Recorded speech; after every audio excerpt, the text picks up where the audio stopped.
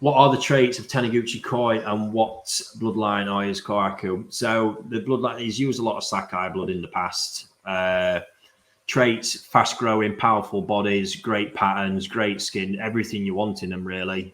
He ticks all the boxes. I think the biggest thing to know about Taniguchi, and this is why I love the place so much, having got to know him and seen what he's done, he's got an incredible eye for parent fish and a great understanding of koi in general. I think that's proved it to do what he's done in producing golden corn, because he's had to create parent fish from the ground up. He had nothing just to go out and get. He's had to do all that. And for someone to do that and stabilize the most unstable trait koi I've ever known, hats off to him. So then something like Kohaku and Sankey, I mean, he's going to do it in his sleep, really.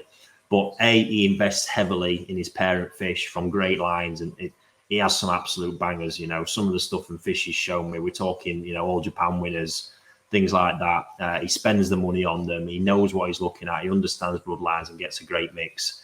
So, but like I say, there's been a lot of Sakai in there in the foundation, but breeders are constantly tinkering, evolving and all the rest, but there's been a lot of it there. But yeah, trait-wise, like I say, you get growth, skin quality superb, everything about them. It's why I rave about it.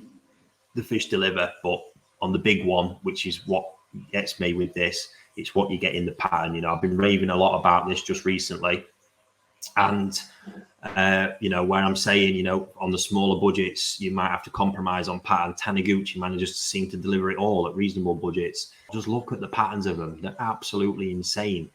All the elements that most people want and are crying out for, and it's all bundled in for that kind of money. That's why I rate this farm so much.